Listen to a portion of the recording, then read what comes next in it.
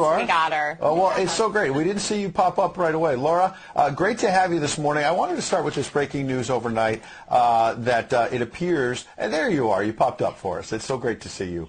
The Daily Mail has a very interesting story that's saying that Vladimir Putin essentially may be running out of bullets, that he might have a week and a half, 2 weeks max. He's losing warplanes, tanks, all the rest of it. He obviously went into this thinking he was going to bulldoze his way through Ukraine. He's obviously caused a lot of destruction. Don't want to minimize the fact there's over 2 million refugees. But this has not gone as well as Vladimir Putin expected.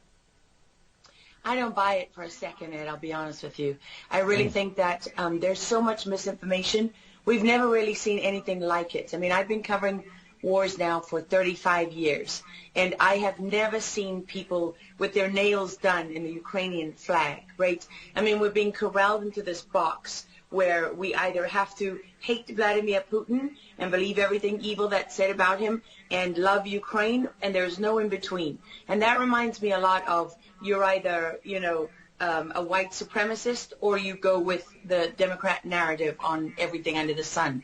So Vladimir Putin knew exactly what he was doing when he went into Ukraine. The Russian military isn't perfect. They, for example, I've spoken to multiple defense specialists and intelligence specialists from a Defense Intelligence Agency who've studied the Russian military for years. They do have a difficulty mounting complex air operations because they do very little training hours in comparison to, for example, the United States air assets, right, our fighter jet pilots. But Russia is not struggling. What Russia has done from the very beginning has been very strategic. They didn't go straight to Kiev.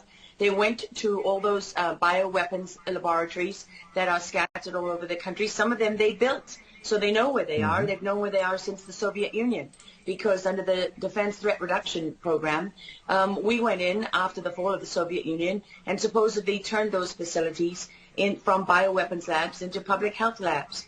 Although, you know, these days it's hard to believe anything that our leaders tell us, because they've lied about COVID, they lied about Russia collusion, they lied about the Ukraine impeachment trial, and there's so much more going on in Ukraine that nobody is talking about. You see such dishonesty when it comes to the history of Ukraine. You see dishonesty when it comes to the Azov Battalion, which is funded by the U.S. and NATO. I mean, you can find pictures of them online holding up the NATO flag and the swastika at the same time. Their own emblem contains the black sun of the occult, which was a Nazi SS emblem.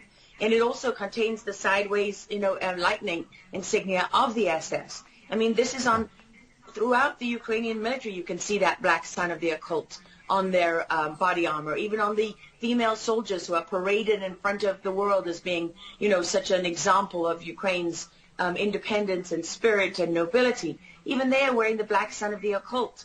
And, you know, the White House wants you to believe, well, this doesn't matter, it's just a small number of troops. It's not true. The Azov Battalion has been murdering its way through eastern Ukraine. Yeah. We don't want to admit this. This was why Crimea voted for independence.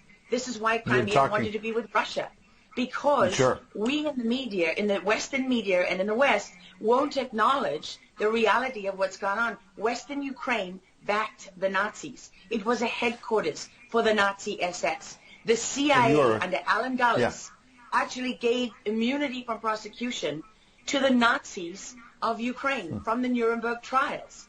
So there's a long history of the United States and our intelligence agencies funding and arming Nazis in Ukraine. These are not like new neo-Nazi groups that sprung up. These are the actual Nazis from the Second World War, who, if you go back to the Nuremberg trials, said that they were planning for a 1,000-year Reich. And so you have to really wonder, as you look at this, when you know that the CIA sponsored the color revolution in Ukraine in 2013 and 14, that they selected Ukraine's leaders, go to Victoria Nuland's leaked phone conversation where she and the U.S. ambassador are deciding who can lead Ukraine. I mean, there's as much interference here as you could possibly imagine before you even get to Hunter Biden, Nancy Pelosi, John Kerry, and Mitt Romney, and all of their children who are employed, who earn millions from Ukrainian gas companies. Yeah, you are pointing, pardon me, to a real credibility crisis.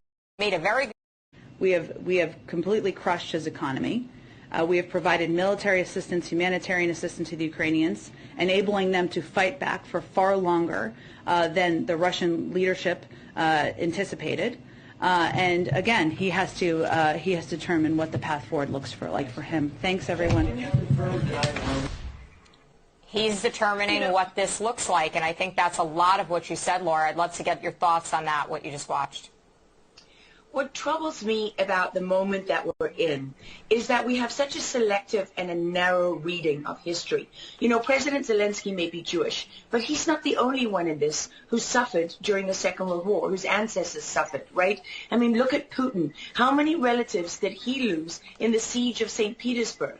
People don't know their history. They don't know what made Vladimir Putin. And I'm not I'm not defending him. I don't need to defend Vladimir Putin. My job as a journalist is to try to understand what is the truth here. I don't like being lied to. And we're being lied to on an epic scale. When we're told your only choice is you have to be 100% with Zelensky, who's a puppet, who you can find on the internet in black stilettos and leather pants, you know, with shirtless, doing a spoof Dancing with the Stars kind of entertainment video. That's a mock of a Ukrainian group that does this kind of satanic occult type of music video. And I mean, Zelensky was selected, like so many of our leaders. And honestly, with big tech and with election fraud these days, we don't know how many leaders all around the world have been selected for us and weren't actually voted in. But what we do know is that there are increasing problems with technology and the digitization of our world.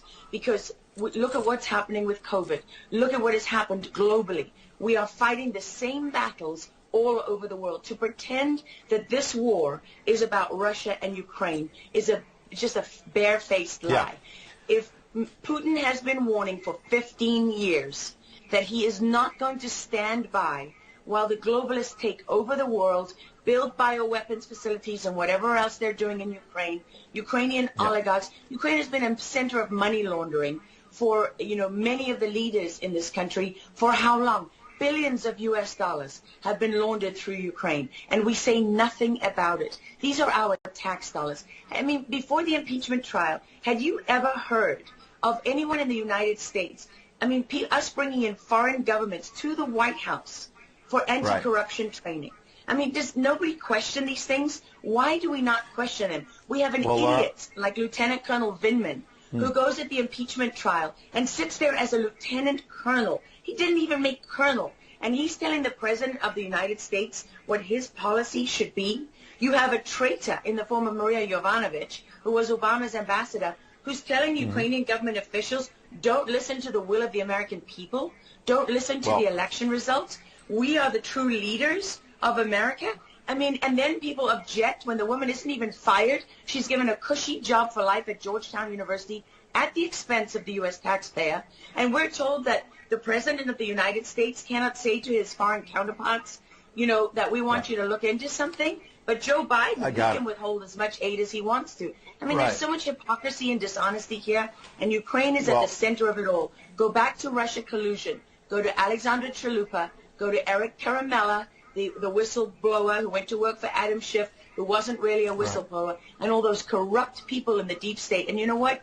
The deep state isn't a theory. It's not a conspiracy theory. It's an actual deep state. Look up the SES, the Senior Executive Service, because when that bureaucracy was ushered into law in the United States of America, that's when we got a bunch of unelected bureaucrats pulling the strings behind the scenes. And these are the people that keep lying to us.